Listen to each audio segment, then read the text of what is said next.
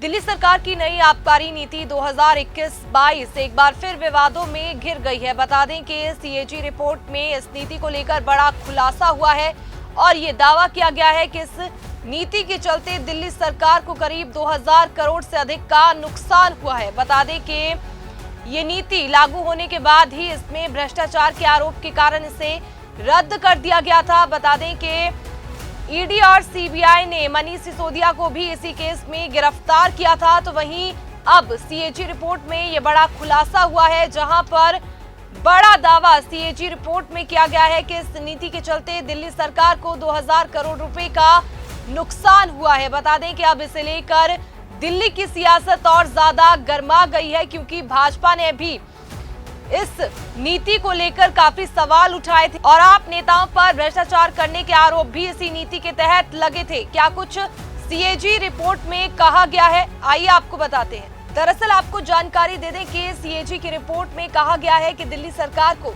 शराब नीति लागू करने के दौरान कमजोर नीतिगत ढांचे और अव्यवस्थित क्रियान्वयन के कारण भारी नुकसान उठाना पड़ा।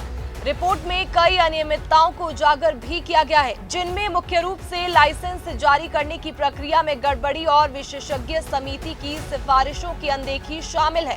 सीएजी रिपोर्ट में कहा गया कि नई शराब नीति की वजह से दिल्ली सरकार को भारी राजस्व घाटा हुआ, 2000 करोड़ रुपए से अधिक का नुकसान हुआ। लाइसेंस देने में गड़बड़ी, शराब बिक्री के लाइसेंस जारी करने के नियमों का उल्लंघन हुआ, विशेषज्ञों की राय को नजरअंदाज किया गया। नीति लागू करने से पहले बनी विशेषज्ञ समिति की सिफारिशों को तत्कालीन उप मुख्यमंत्री और आबकारी मंत्री मनीष सिसोदिया ने नजरअंदाज कर दिया। नीति बनाते समय कई महत्वपूर्ण बिंदुओं को अनदेखा किया गया, जिससे सरकार को घाटा हुआ। बता दें कि सीएजी की रिपोर्ट के बाद दिल्ली की शराब नीति एक बार फिर चर्चा का विषय बन गई है। तो वहीं 2000 करोड़ रुपए के नुकसान के इस दावे ने राजनीति में हलचल पैदा करती है।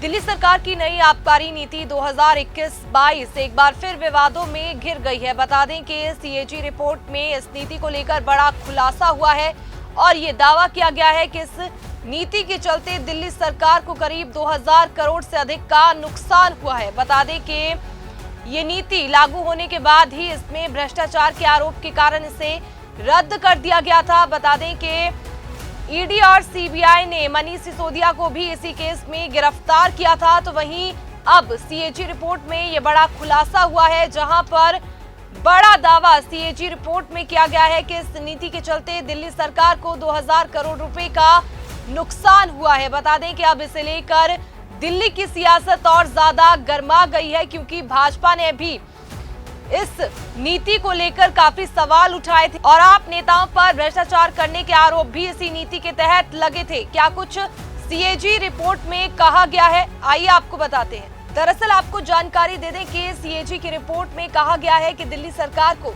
शराब नीति लागू करने के दौरान कमजोर नीतिगत ढांचे और अव्यवस्थित क्रियान्वयन के कारण भारी नुकसान उठाना पड़ा। रिपोर्ट में कई अनियमितताओं को उजागर भी किया गया है, जिनमें मुख्य रूप से लाइसेंस जारी करने की प्रक्रिया में गड़बड़ी और विशेषज्ञ समिति की सिफारिशों की अनदेखी शामिल है।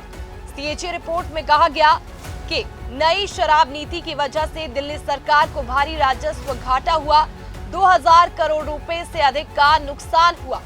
लाइसेंस देने में गड़बड़ी, शराब बिक्री के लाइसेंस जारी करने के नियमों का उल्लंघन हुआ, विशेषज्ञों की राय को नजरअंदाज किया गया। नीति लागू करने से पहले बनी विशेषज्ञ समिति की सिफारिशों को तत्कालीन उप मुख्यमंत्री और आबकारी मंत्री मनीष सिसोदिया ने नजरअंदाज कर दिया।